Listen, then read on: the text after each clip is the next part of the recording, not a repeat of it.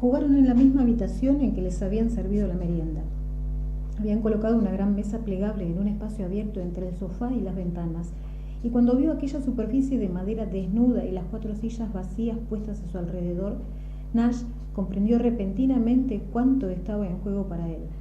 Aquella era la primera vez que se enfrentaba seriamente a lo que estaba haciendo, y la fuerza de esa conciencia vino muy bruscamente, como una aceleración del pulso y un frenético martilleo en la cabeza.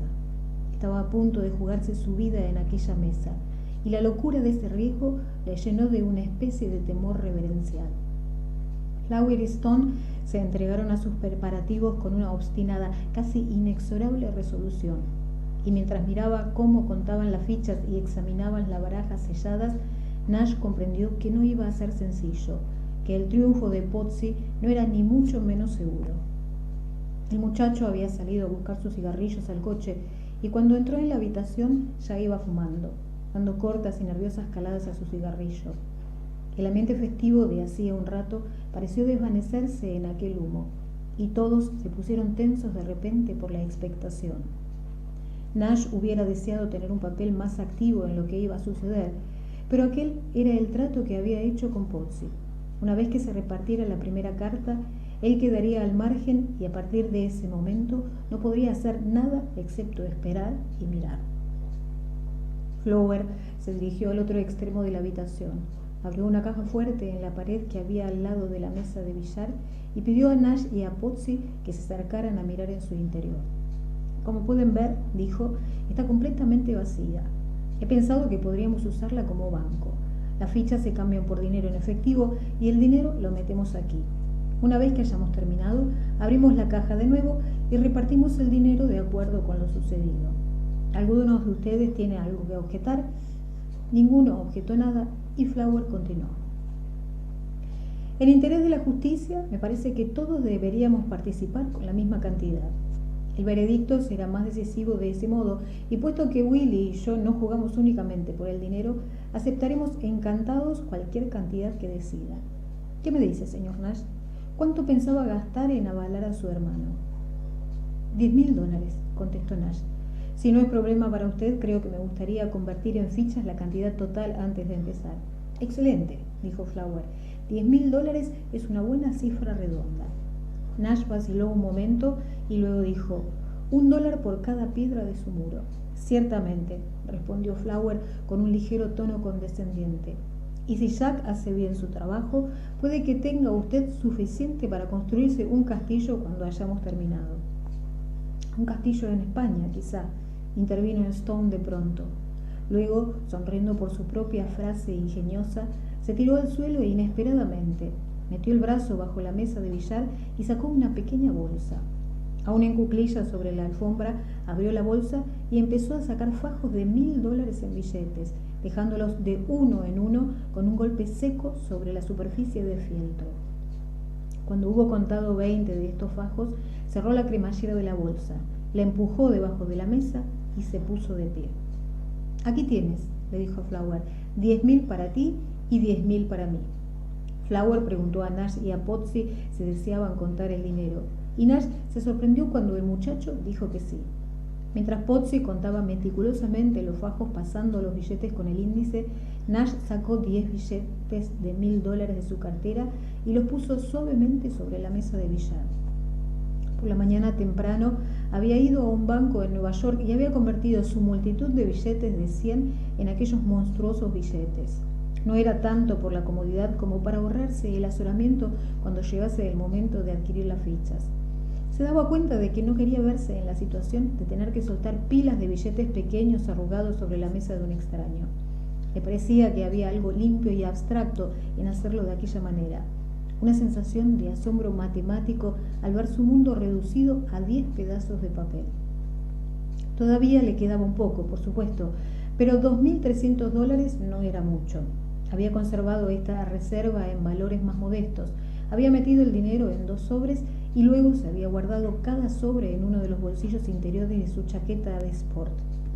Por el momento, eso era todo lo que tenía, $2.300 y una pila de fichas de póker de plástico. Si perdía las fichas, no iría muy lejos.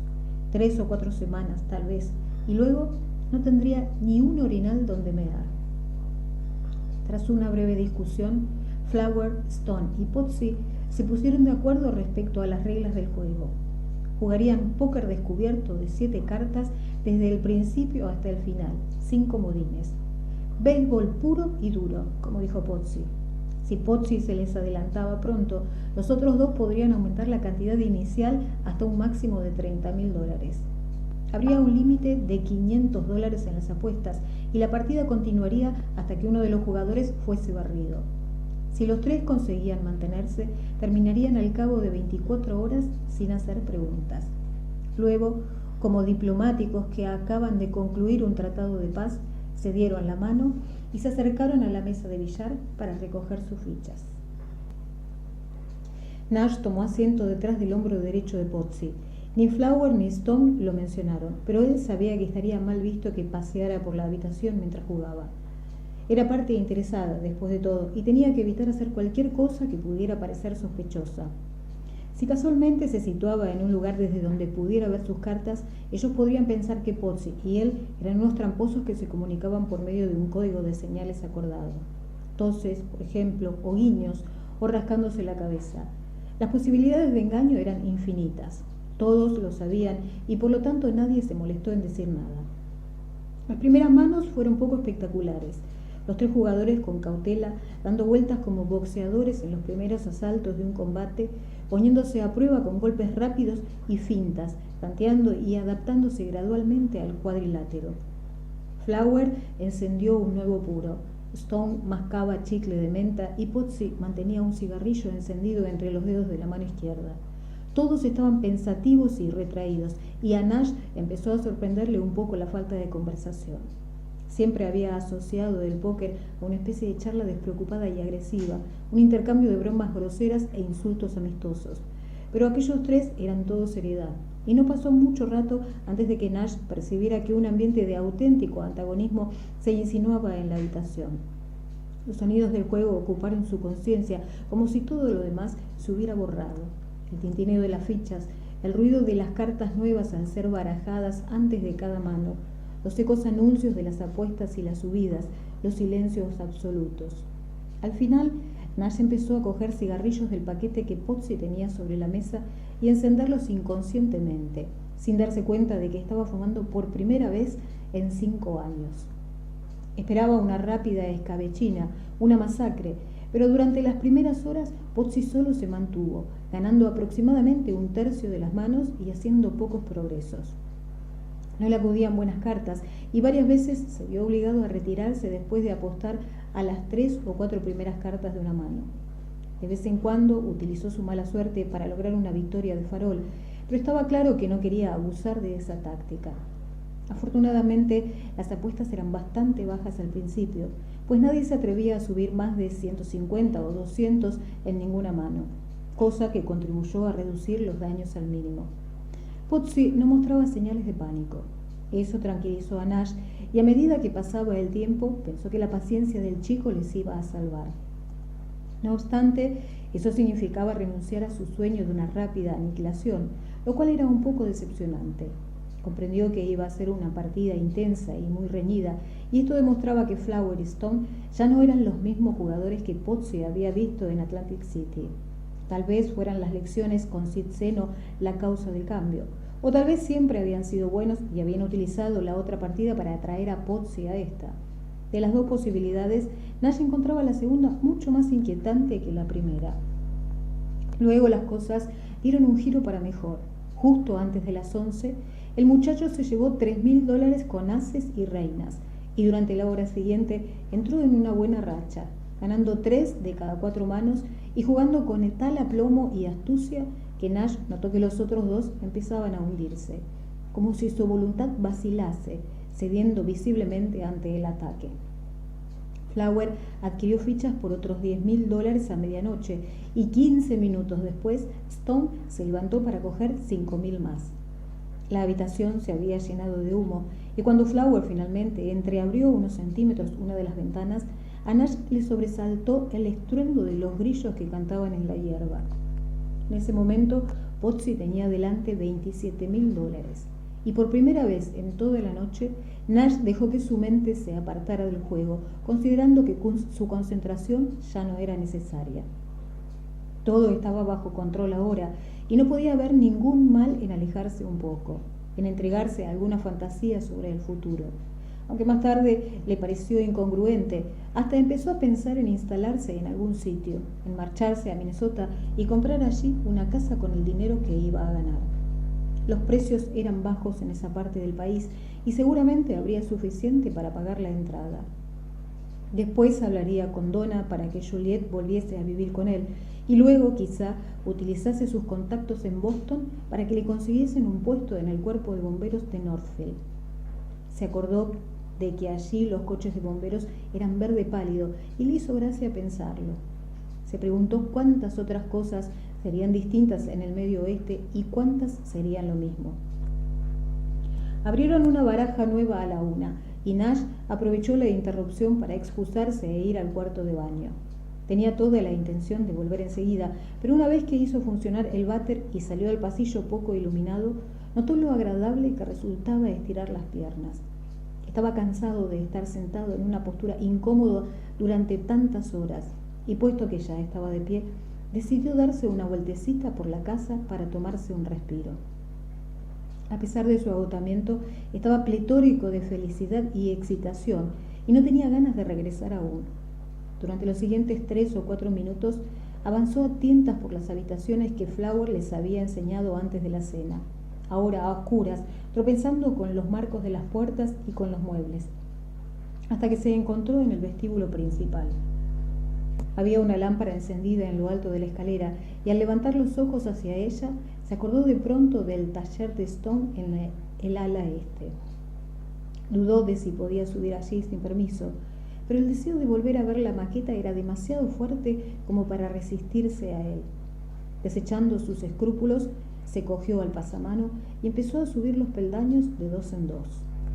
Pasó casi 1 hora contemplando la ciudad del mundo, examinándola como no había podido hacerla antes, sin la distracción de tratar de ser cortés, sin los comentarios de Flower zumbando en sus oídos.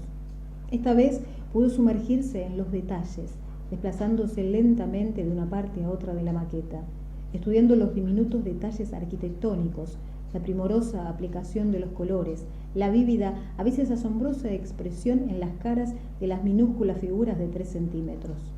Vio cosas que se le habían escapado por completo durante la primera visita, y muchos de estos descubrimientos se caracterizaban por mordaces rasgos de humor. Un perro meando contra una boca de riego frente al Palacio de Justicia, un grupo de 20 hombres y mujeres que marchaban por la calle, todos con gafas, un ladrón enmascarado resbalando en una piel de plátano en un callejón.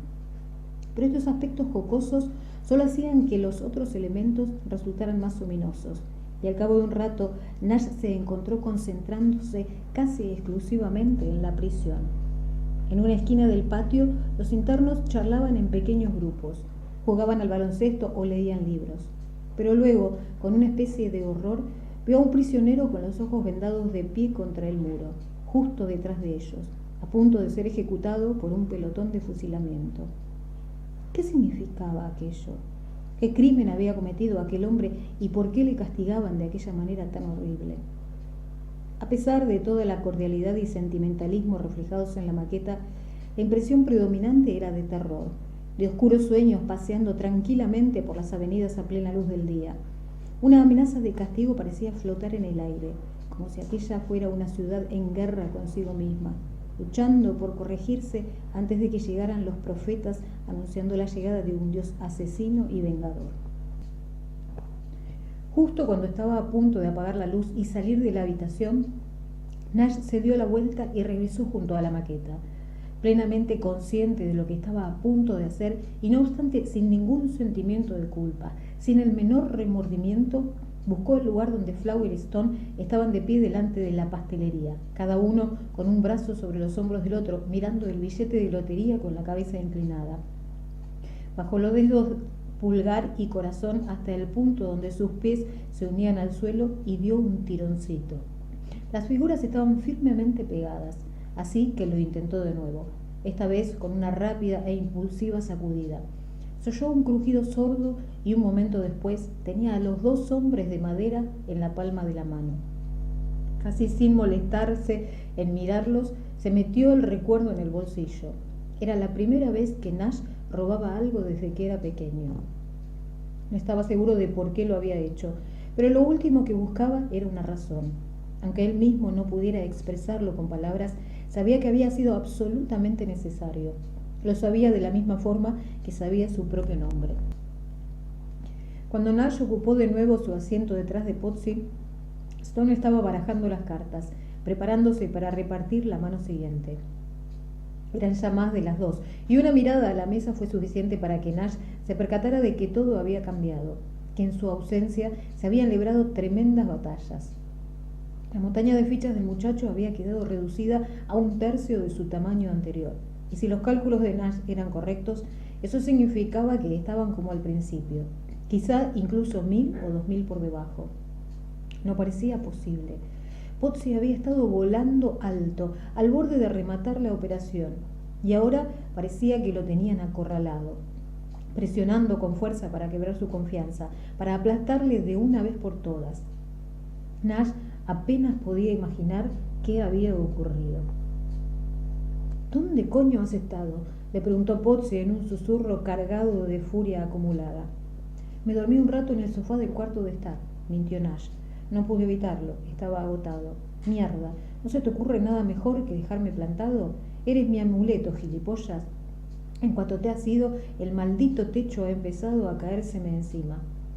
Flower les interrumpió en ese momento, demasiado contento como para no apresurarse a ofrecer su versión de lo ocurrido.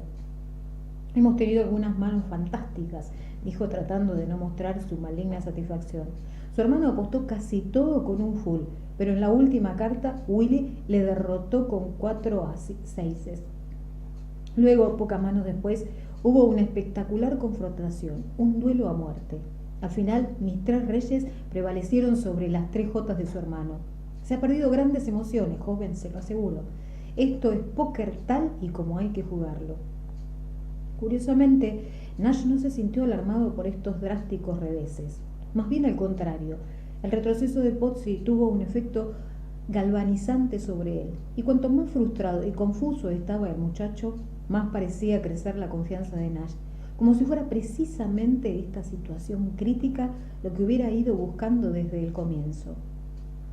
Tal vez sea hora de inyectar unas pocas vitaminas en la apuesta de mi hermano, dijo sonriendo por el juego de palabras. Metió la mano en los bolsillos interiores de su chaqueta y sacó los 2 sobres con el dinero. Aquí hay $2.300. ¿Por qué no compramos más fichas, Jack? No es mucho, pero por lo menos te dará un poco más de margen para desenvolverte. Pozzi sabía que ese era todo el dinero que Nash tenía en el mundo, y vaciló antes de aceptarlo. Todavía me defiendo, dijo. Vamos a esperar unas manos a ver qué pasa. No te preocupes, Jack, dijo Nash. Coge el dinero ahora, cambiará la racha y te ayudará a ponerte en marcha otra vez. Has tenido un bajón, eso es todo, pero volverás a remontar. Eso pasa muchas veces. Pero Pozzi no remontaba. A pesar de las nuevas fichas, las cosas seguían yendo en su contra. Ganó alguna que otra mano, pero esas victorias nunca eran lo bastante grandes como para frenar la erosión de sus fondos. Y cada vez que sus cartas parecían prometedoras, apostaba demasiado y acababa perdiendo, despilfarrando sus recursos en esfuerzos desesperados y sin fortuna. Al amanecer tenía $800. Sus nervios estaban destrozados y si Nash conservaba alguna esperanza de ganar, le bastaba con mirar las manos temblorosas de Pozzi para saber que la hora de los milagros ya había pasado. Fuera, los pájaros empezaban a despertarse y cuando los primeros rayos de luz entraron en la habitación, la cara ojerosa y magullada de Pozzi tenía un aspecto terrible por su palidez. Se estaba convirtiendo en un cadáver ante los ojos de Nash. Sin embargo, el espectáculo no había terminado aún. En la mano siguiente, a Pozzi le entraron 2 reyes ocultos y el as de corazones descubierto. Y cuando el cuarto naipe resultó ser otro rey, el rey de corazones, Nash intuyó que la marea estaba a punto de cambiar de nuevo. Sin embargo, las apuestas eran altas y antes de que se diera la quinta carta, el muchacho solo le quedaban $300. Flower y Stone le estaban echando de la partida. No iba a tener suficiente para llegar al final de esa mano. Sin pensarlo siquiera, Nash se levantó y le dijo a Flower: «Quiero hacer una proposición». «¿Una proposición?», dijo Flower. «¿A qué se refiere?». «Casi no nos quedan fichas». «Bueno, pues compre más». «Eso quisiéramos, pero también nos hemos quedado sin dinero». «Entonces supongo que la partida ha terminado. Si Jack no puede aguantar el resto de la mano, tendremos que darla por acabada. Esas son las reglas que acordamos al principio». «Lo sé, pero quiero proponer otra cosa, algo que no es dinero en efectivo». «Por favor, señor Nash, nada de pagarés. No le conozco a usted lo suficiente como para darle crédito. No le estoy pidiendo crédito. Le ofrezco mi coche como seguridad colateral». «¿Su coche? ¿Y qué clase de coche es? ¿Un Chevrolet de segunda mano?». «No, es un buen coche, un Saab de 1 año en perfecto estado».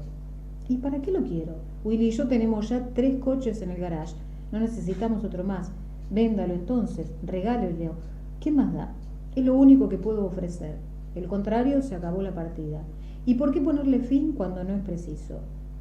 «¿Y cuánto cree usted que vale ese coche suyo?». «No sé. A mí me costó $16.000. Ahora probablemente valdrá por lo menos la mitad. Puede que incluso 10. $10.000 por un coche usado. Le daré 3. Eso es absurdo. ¿Por qué no sale a verlo antes de hacer una oferta?». «Porque ahora estoy en mitad de una mano y no quiero perder la concentración». «Entonces deme 8 y asunto concluido». 5. Es mi última oferta. $5.000.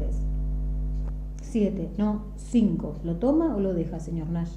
«De acuerdo, lo tomo. 5.000 por el coche. Pero no se preocupe, lo deduciremos de nuestras ganancias». «No quisiera endosarle algo que no desea». «Eso ya lo veremos. Mientras tanto, contemos las fichas y sigamos. No puedo soportar estas interrupciones. Estropean todo el placer». Pozzi había recibido una transfusión de urgencia, pero eso no significaba que fuera a vivir. Saldría de la crisis actual, quizá, pero en el mejor de los casos las perspectivas a largo plazo seguían siendo dudosas. Nash había hecho todo lo que podía, no obstante, y eso en sí mismo era un consuelo, incluso un motivo de orgullo. Pero también sabía que las reservas del banco de sangre estaban agotadas. Había ido hoy mucho más allá de lo que había pensado, más lejos que le era posible, pero tal vez no fuese suficiente. Pozzi tenía los 2 reyes ocultos y el as y el rey de corazones a la vista. Las 2 cartas que Flower tenía descubiertas eran un 6 de diamante y un 7 de tréboles.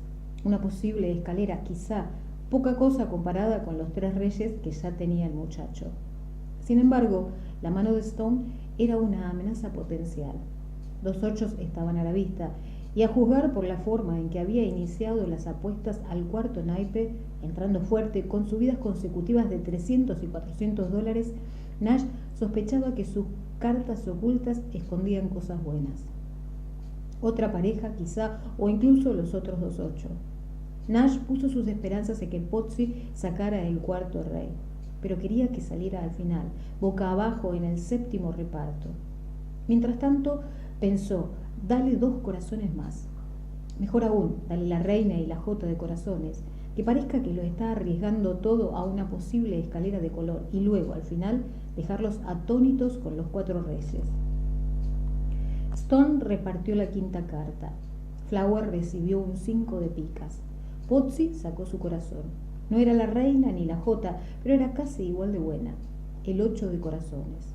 El color seguía intacto y Stone ya no tenía la posibilidad de sacar el cuarto 8. Mientras Stone se daba a sí mismo el 3 de tréboles, Pozzi se volvió a Nash y le sonrió por primera vez en varias horas. De repente, las cosas parecían prometedoras. A pesar de su 3, Stone abrió apostando el máximo, los 500. Esto desconcertó un poco a Nash, pero luego pensó que tenía que ser un farol. Trataban de expulsar al muchacho y teniendo tanto dinero en reserva, podían permitirse el lujo de encajar unos cuantos golpes. Flower fue con su posible escalera y luego Pozzi vio los 500 y subió otros 500, que tanto Stone como Flower igualaron. La 6ª carta de Flower resultó ser la jota de diamantes y en cuanto la vio resbalar sobre el tapete, dio un suspiro de decepción. Nash supuso que estaba fuera de combate. Luego, como por encanto, Pozzi recibió el 3 de corazones. Cuando Stone sacó el 9 de picas, sin embargo, a Nash empezó a preocuparle que las cartas de Pozzi fuesen demasiado fuertes. Pero nuevamente Stone hizo una apuesta alta, y aunque Flower se retiró, la mano seguía viva y bien, creciendo cuando entraban en la recta final. Stone y Pozzi iban cabeza con cabeza en la sexta carta, en un frenesí de subidas y contrasubidas. Cuando terminaron, a Pozzi solo le quedaban $1.500 para apostar en el último reparto. Nash había supuesto que la venta del coche les daría 1 hora o 2 más, pero las apuestas habían adquirido tal furia que de pronto todo se reducía a aquella mano. El total apostado era enorme. Si Pozzi ganaba, estaría de nuevo en la carrera, y esta vez Nash intuía que no habría forma de pararle, pero tenía que ganar. Si perdía, ese sería el fin.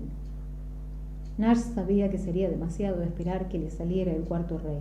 Las probabilidades en contra eran demasiado grandes, pero pasara lo que pasase, era necesario que Stone supiera que Pozzi tenía color.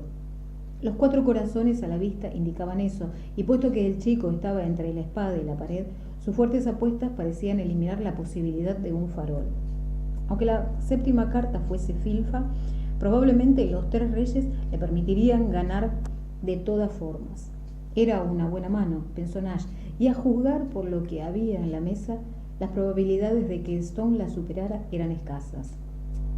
Pozzi sacó el 4 de tréboles. A pesar de todo, Nash no pudo evitar sentirse un poco decepcionado. No tanto porque no le hubiera salido el rey, quizá, como por la ausencia de otro corazón.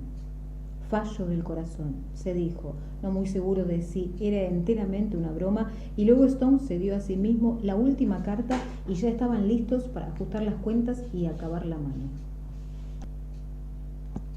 Todo sucedió muy deprisa.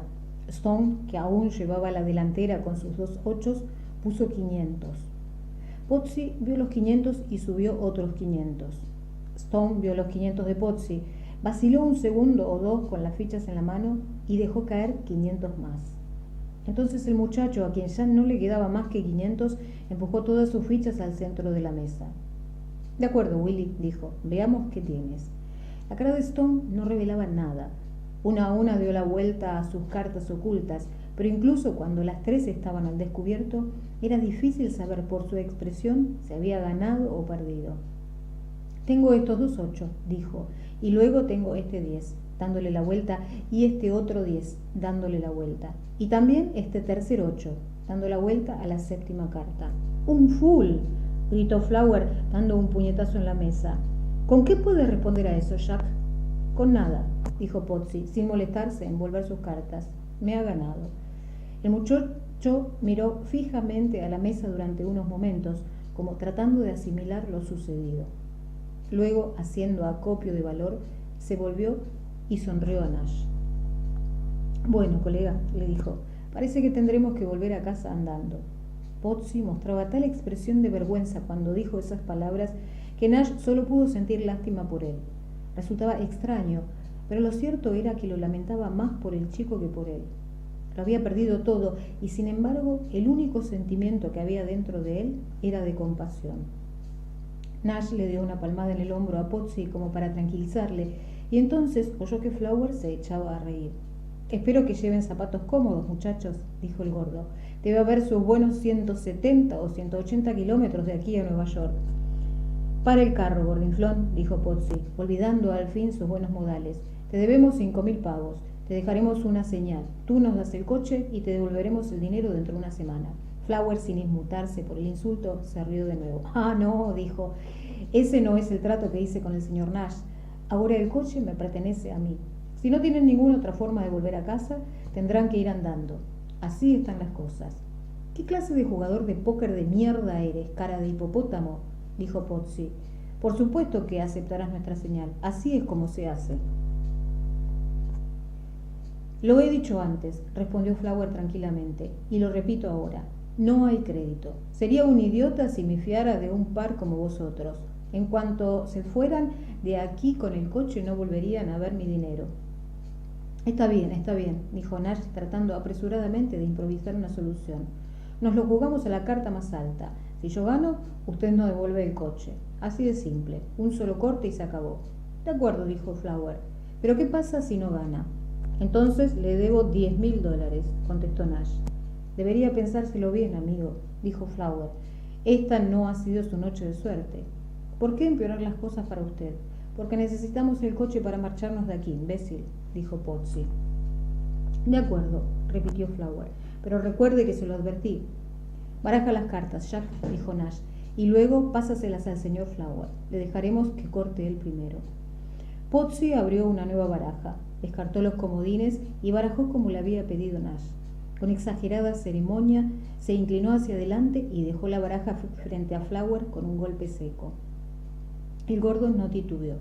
No tenía nada que perder, después de todo, así que alargó la mano rápidamente y levantó la mitad de la baraja entre el pulgar y el dedo corazón.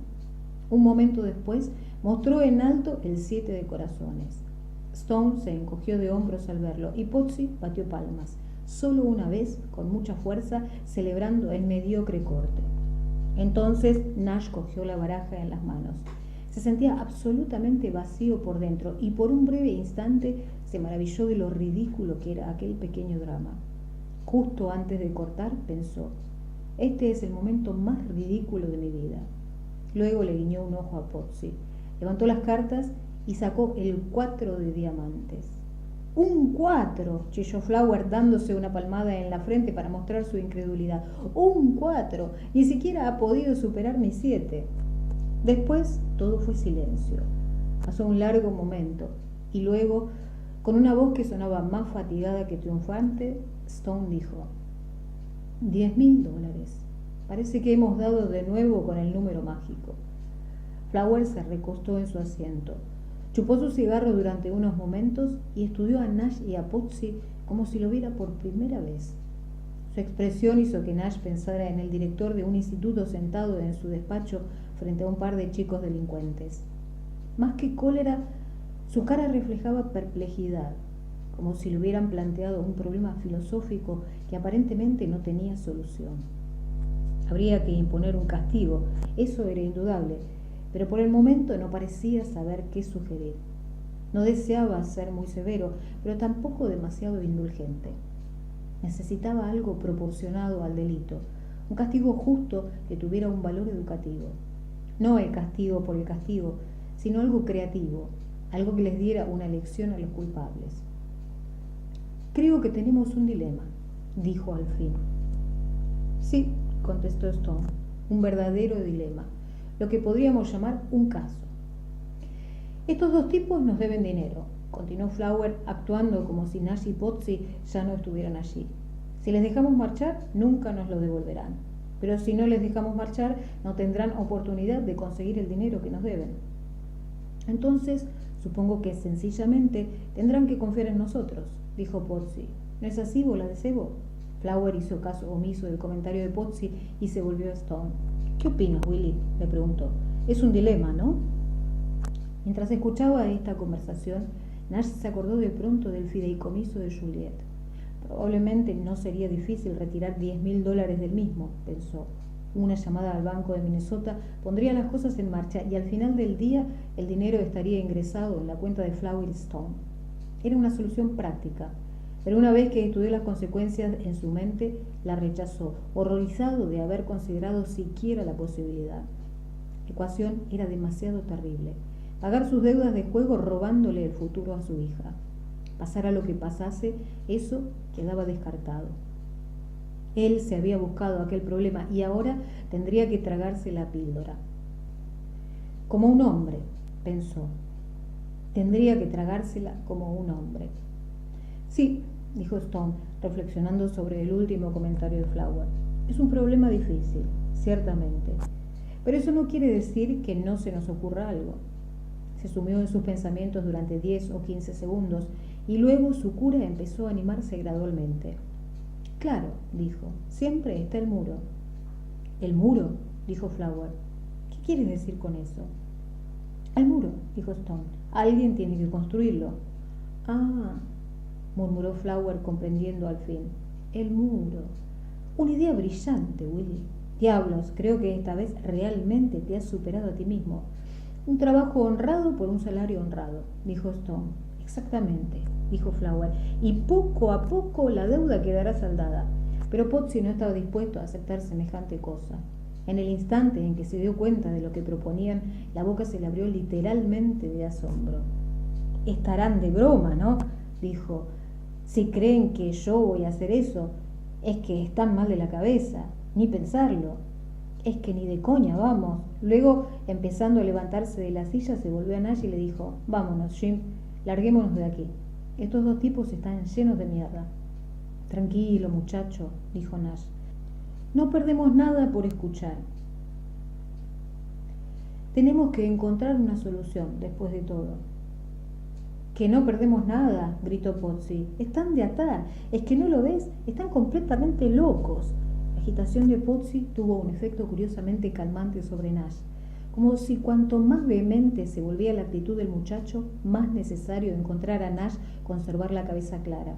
No había duda de que la situación había tomado un giro extraño, pero Nash se dio cuenta de que en cierta forma lo había estado esperando y ahora que había sucedido no sentía pánico. Se sentía lúcido, absolutamente dueño de sí. No te preocupes, Jack, le dijo. El que nos hagan una oferta no quiere decir que tengamos que aceptarla. Es una cuestión de modales, nada más.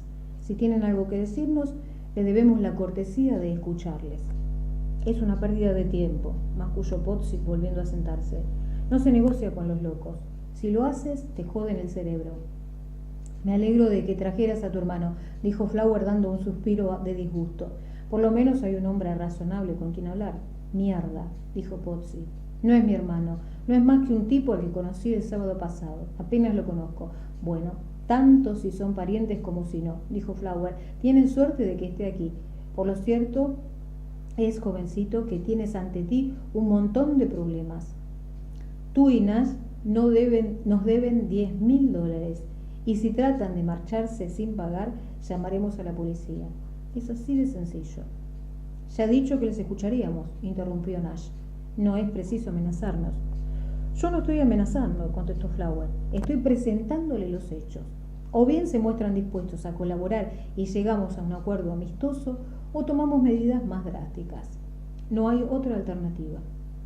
A Willy se le ha ocurrido una solución sumamente ingeniosa en mi opinión, y a menos que ustedes tengan algo mejor que ofrecer, creo que deberíamos concretar el asunto.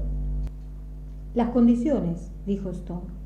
Jornal por hora, vivienda, manutención. Los detalles prácticos. Probablemente es mejor dejar sentado todo esto antes de empezar. Pueden vivir allí mismo, en el Prado, dijo Flower. Hay un remolque, lo que llaman una casa móvil. No se ha usado desde hace algún tiempo, pero está en perfectas condiciones. Calvin vivió allí hace unos años mientras le construíamos su casa. Así que no hay problema de alojamiento. Lo único que tienen que hacer es instalarse. Tiene cocina, añadió Stone. Una cocina totalmente equipada. Nevera, fogón, fregadero, todas las comodidades modernas. Un pozo para el agua, una toma eléctrica, calefacción por el suelo. Pueden cocinar allí y comer lo que quieran. Calvin les llevará las provisiones. Él les proporcionará cualquier cosa que le pidan. No tienen más que darle una lista de la compra cada día y él irá al pueblo y les comprará lo que necesiten. Les daremos ropa de faena, naturalmente, dijo Flower. Y si quieren alguna otra cosa, basta con que la pidan. Libros, periódicos, revistas, una radio, más mantas y toallas, juegos, lo que deseen. Después de todo, no queremos que estén incómodos. Mirándolo bien, puede que hasta lo disfruten. El trabajo no será demasiado agotador y estarán al aire libre con este hermoso tiempo. Serán unas vacaciones de trabajo, por así decirlo, un breve y terapéutico respiro de sus vidas normales. Y cada día verán alzarse una nueva sección del muro. Eso será enormemente satisfactorio, creo yo, ver los frutos tangibles de su esfuerzo, dar unos pasos atrás y contemplar el progreso realizado. Poco a poco la deuda quedará saldada y cuando llegue el momento de partir, no solo saldrán de aquí como hombres libres, sino que habrán dejado algo importante tras de sí. ¿Cuánto tiempo cree usted que llevará?, preguntó Nash. Eso depende, respondió Stone. Cobrarán a tanto la hora. Una vez que sus ganancias totales hayan alcanzado la suma de $10.000, serán libres de irse. ¿Qué pasa si terminamos el muro antes de haber ganado los $10.000? En ese caso, dijo Flower, consideraremos que la deuda está pagada. Y si no terminamos, ¿cuánto piensa pagarnos? Algo proporcionado a la tarea, el salario normal de un obrero que hace esa clase de trabajo. Es decir, 5 o 6 dólares la hora. Es demasiado bajo, ni siquiera consideraremos la oferta por menos de 12. Esto no es cirugía del cerebro, señor Nash, es trabajo no cualificado. Poner una piedra sobre otra. No hacen falta muchos estudios para hacer eso. De todas formas, no vamos a hacerlo por 6 dólares la hora. Si no puede mejorar su oferta, ya puede ir llamando a la policía. 8 entonces, es mi última oferta. Sigue sin ser suficiente. Es usted un terco, ¿eh? ¿Qué tal si lo subiera hasta 10? ¿Qué diría entonces? Vamos a hacer cálculos y luego veremos. Bien, no nos llevará más de un segundo. 10 dólares cada uno son 20 dólares. Si le echan una media de 10 horas de trabajo diarias, digamos, solo para que las cuentas sean sencillas, estarán ganando 200 dólares al día. 10.000 dividido por 200 son 50 días. Como estamos a finales de agosto, acabarán de pagar más o menos a mediados de octubre. No es tanto tiempo. Habrán terminado justo cuando las hojas empiecen a cambiar de color. Poco a poco, Nash se encontró cediendo a la idea, aceptando gradualmente el muro como la única salida del apuro. Tal vez el agotamiento contribuía a ello, la falta de sueño, la incapacidad de seguir pensando. Pero creía que no era eso. ¿A dónde iba a ir de todas formas? No tenía dinero, no tenía coche, su vida era una ruina. Aunque no fuera más que eso, quizá esos 50 días le darían una oportunidad de hacer inventario, de quedarse quieto por primera vez en más de un año y reflexionar sobre el paso siguiente que debía dar. Era casi un alivio que la decisión ya no dependiera de él, saber que al fin había dejado de correr. Más que un castigo, el muro sería una cura, un camino sin retorno de regreso a la tierra. Sin embargo, el muchacho estaba fuera de sí y durante toda la conversación había estado emitiendo ruidos de disgusto y mal humor, horrorizado de la aquiescencia de Nash y el demencial regateo respecto al jornal. Antes de que Nash pudiera sellar el trato con un apretón de manos con Flower, Potsy le agarró por un brazo y anunció que tenía que hablar con él a solas. Luego, sin molestarse en esperar una respuesta, arrancó a Nash de su asiento con un tirón y lo arrastró hasta el vestíbulo, cerrando la puerta de una patada. «Venga», dijo aún tirando del brazo de Nash. «Vámonos, es hora de marcharse». Pero Nash se soltó de su mano y se mantuvo firme. «No podemos marcharnos», dijo. «Le debemos dinero y a mí no me apetece que me lleven a la cárcel. Solo están faroleando. No pueden meter a la pasma en esto». «Estás equivocado, Jack. Los tipos que tienen esa cantidad de dinero pueden hacer lo que les dé la gana». En cuanto esos dos les llamaran, los polis vendrían antes de que nos hubiéramos alejado 1 kilómetro.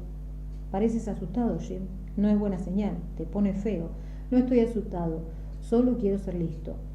«Loco, querrás decir». «Sigue así, colega, y muy pronto estarás tan loco como ellos». «Son menos de 2 meses, Jack. No es tan terrible. Nos darán de comer, un sitio donde vivir, y antes de que te enteres nos habremos ido. A lo mejor incluso nos divertimos». «¿Divertirnos? ¿Le llamas divertirse a levantar piedras? A mí me suena a trabajos forzados». «No va a matarnos. No por 50 días. Además, el ejercicio probablemente nos sentará bien. Es como el levantamiento de pesas. La gente paga un montón de dinero por hacer eso en los gimnasios. Ya hemos pagado la cuota, así que más vale que la aprovechemos». «¿Cómo sabe que solo serán 50 días?» «Porque ese es el acuerdo». «¿Y qué pasa si no cumplen el acuerdo?» «Escucha, Jack, no te preocupes tanto. Si tropezamos con algún problema, ya lo resolveremos». «Es una equivocación fiarse de esos cabrones, te lo digo yo». «Entonces puede que tengas razón, puede que debas irte ahora. Fui yo el causante de este lío, así que la deuda es responsabilidad mía. Soy yo el que perdió, tú perdiste el dinero, pero fui yo el que cortó y perdió el coche. ¿Quieres decir que te quedarías aquí tú solo? Eso es lo que estoy diciendo. Entonces es que estás realmente loco, ¿no? ¿Qué importa que lo esté? Tú eres libre, Jack. Puedes largarte ahora y no te lo reprocharé. Prometido, no te guardaré ningún rencor». Potsy miró a Nash durante un largo momento, debatiéndose con la elección que acababan de darle, buscando en los ojos de Nash para ver si realmente hablaba en serio. Luego, muy despacio, empezó a formarse una sonrisa en su cara, como si acabara de comprender cuál era la gracia de un oscuro chiste. «Mierda», dijo. «¿De veras crees que te dejaría aquí solo, viejo? Si hicieras ese trabajo tú solo, probablemente te quedarías seco de un ataque al corazón. Nash no esperaba aquello. Había dado por supuesto que Pozzi se apresuraría a aceptar su ofrecimiento, y durante esos momentos de certidumbre ya había empezado a imaginar cómo sería vivir solo en el prado, tratando de resignarse a aquella soledad, llegando a tal punto de aceptación que casi comenzaba a darle la bienvenida. Pero ahora que el muchacho estaba incluido, se alegraba de ello. Cuando volvían a la sala para comunicar su decisión, se sintió aturdido al darse cuenta de lo contento que estaba. Pasaron la hora siguiente poniéndolo todo por escrito, redactando un documento que consignaba los términos del acuerdo en un lenguaje lo más claro posible, con cláusulas que se especificaban la cantidad de la deuda, las condiciones de la devolución, el jornal por hora, etc. Stone lo mecanografió por duplicado y luego firmaron los 4. Después de eso, Flower dijo que se iba a buscar a Marx para hacer los preparativos necesarios en lo relativo al remolque, las obras y la compra de provisiones. Aquello le llevaría varias horas, dijo, y mientras tanto ellos podían desayunar en la cocina si tenían apetito. Nash le hizo una pregunta respecto al diseño del muro, pero Flower le contestó que no se preocupara por eso. Él y Stone ya habían terminado los planos y Marx sabía exactamente lo que había que hacer. Mientras siguieron las instrucciones de Calvin, nada podía salir mal. Con esa nota de optimismo, el gordo salió de la habitación y Stone condujo a Nash y Pozzi a la cocina, donde le pidió a Luis que le preparara el desayuno. Luego, murmurando una breve y azorada despedida, el delgado desapareció también. La sirvienta estaba visiblemente molesta por tener que hacerles el desayuno, y mientras se dedicaba a batir los huevos y freír el bacon, mostró su desagrado negándose a dirigirles la palabra a ninguno de los dos, mascullando por lo bajo una ristra de improperios y comportándose como si la tarea fuese un insulto a su dignidad. Nash se dio cuenta de que las cosas habían cambiado radicalmente para ellos. Pozzi y él habían sido privados de su rango y en adelante ya no se les trataría como invitados. Habían sido rebajados al nivel de jornaleros, vagabundos que vienen a mendigar las obras por la puerta trasera. Era imposible no notar la diferencia, y mientras estaba sentado esperando la comida, se preguntó cómo se habría enterado Luis tan rápidamente de su degradación. El día anterior ella se había mostrado perfectamente cortés y respetuosa. Ahora, solo 16 horas después, apenas podía disimular su desprecio por ellos. Y sin embargo, ni Flower ni Stone le habían dicho nada. Era como si un comunicado secreto hubiese sido retransmitido silenciosamente por toda la casa, informándola de que él y Pozzi ya no contaban, y habían sido relegados a la categoría de pobres diablos. Pero el desayuno era excelente, y ambos comieron con considerable apetito, devorando grandes cantidades de tostadas con varias tazas de café.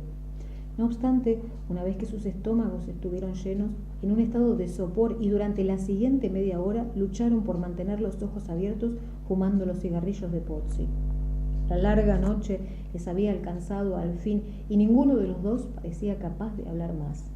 De hecho, el muchacho se durmió en su silla y después de eso Nash permaneció durante mucho rato mirando al vacío sin ver nada, mientras su cuerpo se rendía a un profundo y lánguido agotamiento. Marx llegó unos minutos después de las 10, irrumpiendo en la cocina con un estrépito de botas de trabajo y llaves tintineantes. El ruido hizo que Nash volviera a la vida inmediatamente y estaba de pie antes de que Marx se acercara a la mesa. Pozzi siguió durmiendo, sin embargo, inconsciente del jaleo que le rodeaba. «¿Qué le pasa?», dijo Marx señalando con el pulgar a Pozzi. «Ha tenido una noche muy dura», dijo Nash. «Ya, bueno, por lo que he oído tampoco te fueron muy bien las cosas. Yo no necesito dormir tanto como él». Musk consideró el comentario durante un momento y luego dijo: «Jack y Jim, ¿no? ¿Cuál de los dos eres tú?» «Jim.